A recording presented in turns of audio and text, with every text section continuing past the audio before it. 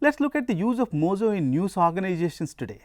According to Stephen Quinn, it was the New York Times that first officially used mobile journalism. A photograph taken from a mobile phone during a merger event of two global mobile phone companies was published on 17 February 2004 on the New York Times front page.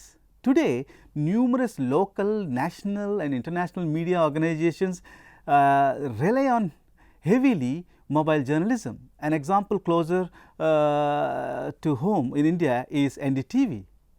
In India, articles carried out by the Outlook magazine, Mazumdar finds that the NDTV fired 70 staffers in 2017 and completely shifted to mobile journalism in an extensive cost cutting initiative. Multimedia organizations like The Wire, The Quaint, The Scroll are also using extensively mobile journalism as a quick and easy news gathering and disseminating techniques. In the international scenario, Reuters has been one of the earliest organizations to experiment and develop techniques of Mojo. As early as 2007, Reuters established a website called Reuters Mojo and handed out Mojo kits to a few of its selected reporters. David Cameron observed that each Mojo kit consists of a Nokia N95 smartphone, a small tripod, a compact wireless keyboard, a solar battery charger and an external microphone.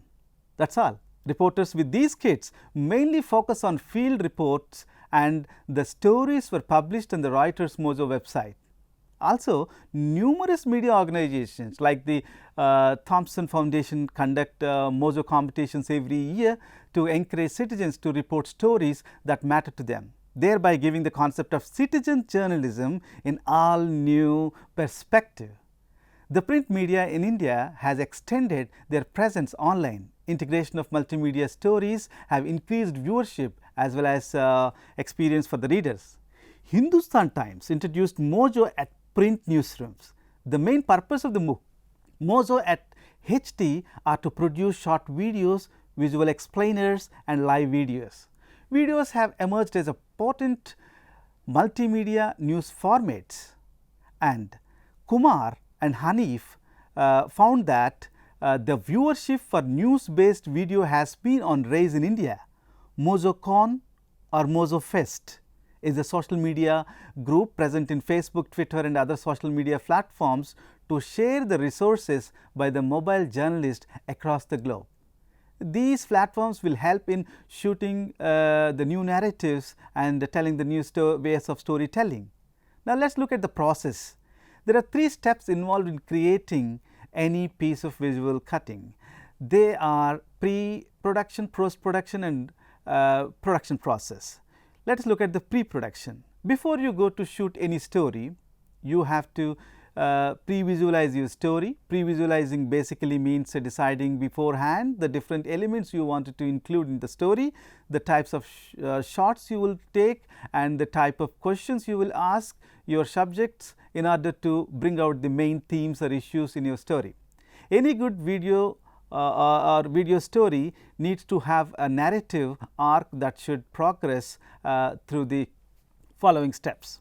First, your opening sequence should grab the attention of the audience. Then, you should introduce your characters and make the audience empathize with the stories. Then, you should highlight the conflict. In journalism, this would mean showing the subject's problem, their advertises and so on. Then you have to show the character's response to the problem or conflict. Finally, you should show the resolution. In journalism, this would mean the conclusion of the story. That is, if the subjects were able to overcome their problem and if the concerned authority acted on the subject's demands, the physical written form of its sort of structuring is manifested in the shape of storyboard. A simple visual story in journalism would include 5 rows: voiceover, video bite, super, time code. Let us discuss one by one. Voiceover. This should include all the narration that will occur in your story and the video. This indicates that visuals will play on screen during any particular voiceover or bite. And the bite. This includes everything that your subject utters on camera. Super! Whenever there is a subject speaking on screen for the first time, his or her name followed by designation should appear on screen in the form of text. This is called a super. Time code. The entire storyboard has to be timed. Time code basically indicates for how long every single element appears on screen, be it a byte or a voiceover or just a sequence of shots. Next, production. Production basically involves the process of actual shooting. Once the story and the storyboard has been finalized, while shooting you have to take care of the framing of every single shot, the exposure, that means the amount of light that falls on the camera, the duration of each shot, and if your sound is being produced properly. The following are a few examples of a good mobile phone apps that give you control over the above factors: Filmic Pro, Movie Pro, Gorilla Filmmaker, and Mavis. Next, post-production. In visual storytelling, post-production mainly consists of editing. The editing process depends on what sort of visual material you are making, or be it a documentary, a short film, or just a news package. Also in Mozo, there are two types of editing you can choose. One is where you only film on your phone and you export the material to your PC or send it to the newsroom for editing. This kind of Mojo practice is usually preferred when the journalist is not under the immediate deadline and has sufficient time until the story airs. This usually occurs when the journalist has to file a feature story or enough time until the next bulletin is aired.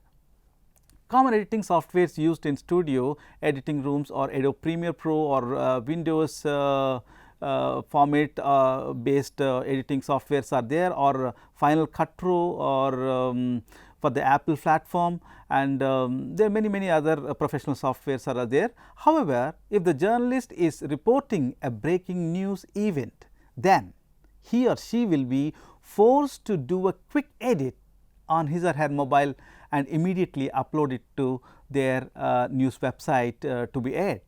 When this is the case, the following mobile edit apps are very good for doing this job. Some of them are Mozo, Luma Fusion, and Adobe Spark Video, and even Adobe has several other softwares to do these quick edits.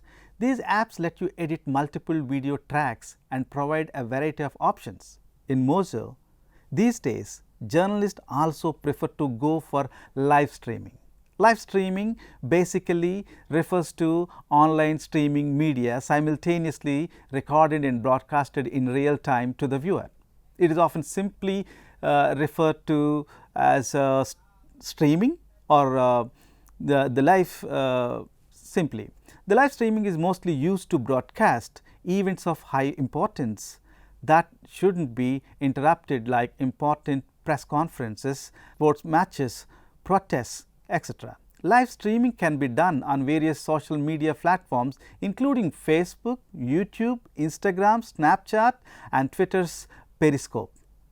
Facebook Live and Periscope are the most commonly used live streaming mobile platforms by the journalist. While conducting a live stream, you do not need to worry about editing your footage, but you need to be extra cautious of your framing and shooting, because you cannot afford to make a mistake, as everything is being broadcasted and maybe millions of people are watching at the same time.